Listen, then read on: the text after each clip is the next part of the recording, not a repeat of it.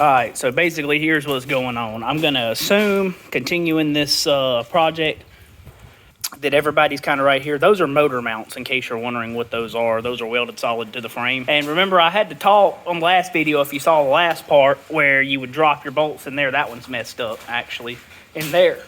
And you would run the bolt down, and that's what would hold your motor in. That acted as your motor mount. Well, I got to build a cross member up under there now, because this cross member, this transmission's longer than my 4-speed. This is a 5-speed. And yes, this is out of a truck, and that one's out of like a Nova or a Vega or something like that. Anyway, pressure washed up under the hood, got all that straightened out. And I told you guys I have a 10-minute video on back where I go over everything that's changed, how we built this motor stand over here, because this is Mike from the AZ's motor. That's for his D21 hard body.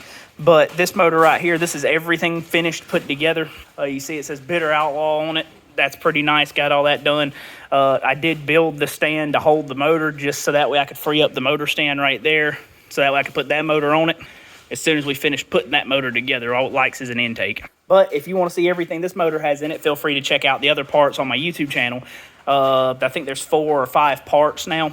And basically, it boils down to this motor is ready. I got the fluid damper on the front of it, got everything straight on it. I got the oil, I got the new starter, the high torque mini starter, got the flywheel I need, everything to go from that 5-speed to the 4-speed right here.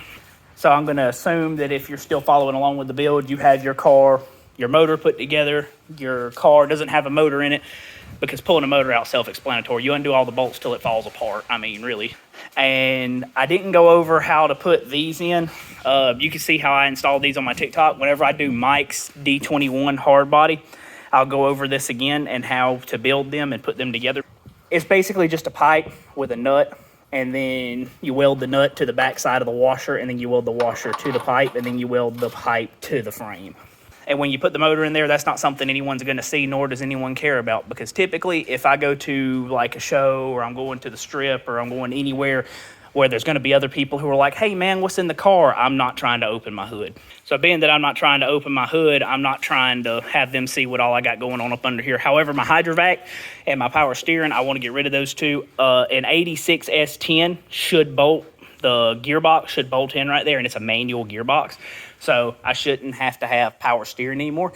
I'm going to get a racing, a Wheelwood brake pedal assembly with the reservoir. So when you mash it, it'll engage the brakes right there. I'm going to have the 2 front brakes hooked up, and I'm probably going to have a hand button brake inside, so that way I can warm up my tires with it. I'm probably going to put my Skeeter street sauce behind the seat in a jug, and I'm going to use the, well, this car doesn't have it. This is literally as gutted as you can get on a 3rd gen. Well, not really as gutted as you can get, but it's pretty close to there, But I'm putting my street sauce back here somewhere, and I'm going to have a windshield washer pump back here so I can shoot it out on my tires, so that way I can prep them on the move. But all that's going to come later in the build. Right now, I'm waiting until June 22nd for my throwout bearing to get here, and once it finally gets here, until then, I'm going to keep this motor over here. I'm about to bolt this transmission to that motor and set it in there, so that way I can build my cross member and get it straight. And once I get my cross member straight, I'll be able to put the motor and transmission in, and by then it should be here. My hydraulic throwout bearing should be here. I do have the clutch over there, along with the flywheel. The clutch is on that table. The flywheel's, behind the motor. You just saw it a minute ago. So I'm gonna mock up these 2, get them in the car, and that'll be the next part. Right now I'm just catching you up to what all I've done. So the next part's probably gonna go up later tonight or tomorrow, hopefully, if everything goes right. And that'll be me in there showing you guys how I'm mocking up the cross member, because you can see my old cross member right there. It's made out of a piece of steel that runs from side to side, and it bolts in up under the seat straight to the body. And then after all that's done, we should be able to drop the stroker back in it. But in the meantime, I'm cleaning this up, build a new bracket for this side. I was checking, it's a 2-line. I got to make me a gasket cover for this side, put that back together, pressure wash this once I seal it up, and paint it. I reckon paint it Chevrolet orange, and then wait on it to dry, and we're ready to go in the car after that. So I guess that's all I really have to say for right now. Like I said, the next video is going to be out either tonight or tomorrow. Wow, it's raining, or it was.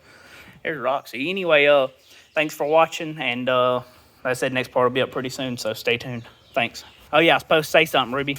Like, comment, share, and subscribe, I guess is what I'm supposed to say. Oh well, should be a 5-minute video.